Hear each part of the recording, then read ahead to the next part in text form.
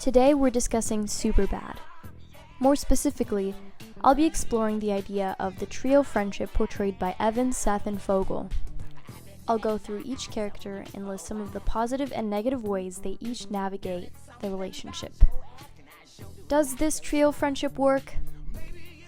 In the end, hopefully you will also learn how to be a better friend. So come join me on this vag-tastic voyage. First off, let's talk about Evan, played by Michael Cera. He comes across as being the parent of the relationship, the responsible one, the person that people want to go to when in need of rational advice.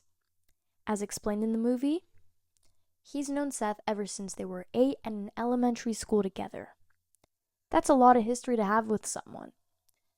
Evan never says it throughout the entire movie, but you can tell through his actions and his behavior that he's getting embarrassed. It's clear that he's outgrown Seth and Fogle and he doesn't want to be associated with them anymore. During the argument with Seth on the street, Evan points out that he doesn't want Seth to slow him down, that Seth is the reason why he's fallen so behind with love and sex in high school, because he spent too much time with Seth. As well as being completely avoidant and irritated by Seth's actions, Evan starts to call him out on every little thing that ticks him off.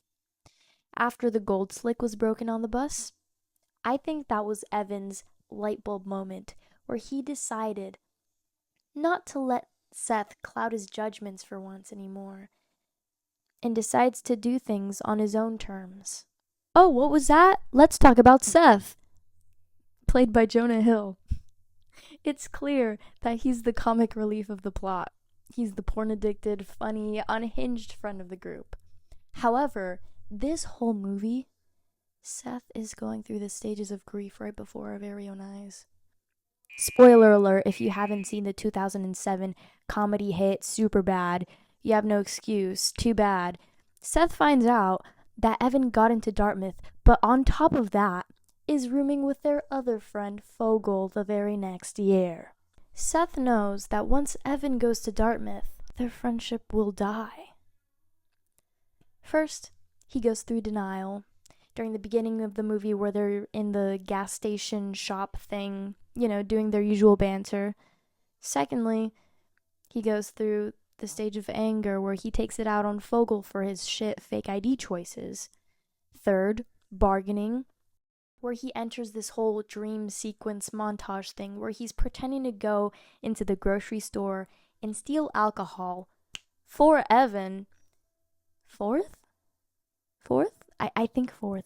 Fourth, depression, when he's out on the streets at the end of the night with Evan after they've just had their fight, and Evan asks Seth if he wants to sleep over one last time with him. And lastly, acceptance, where they bid one another goodbye at the mall. Gangsters, what's up, guys? The thing about Fogle is that he's introduced to us right after Seth talks mad shit, telling Evan not to tell Fogle about Jules' party tonight. After Fogle tells them that he's getting a fake ID, Seth immediately blames the shit talking on Evan's doing. This scene in the classroom is so important because in Fogle's introduction, we immediately see where Fogle stands in the friendship. He's the odd one out. I mean, the majority of the movie, Fogle is riding around with 2 cops instead of being with his own friends. So, as far as his character goes, in the scheme of friendship with Seth and Evan, there isn't much that I can say. In relation to one another, I honestly don't think that this trio was meant to last. During the last scene, where Seth and Evan say goodbye to each other, I think that's the last time.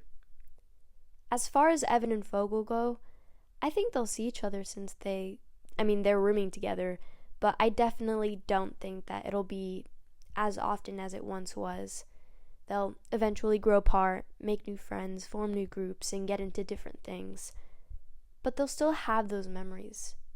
When looking back to high school, the bond that was shared between the three of them on that fateful night will have made a lasting impact on their lives.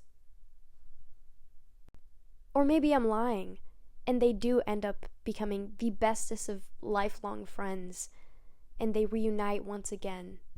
But this is a speculation video, so Bye, have a beautiful time.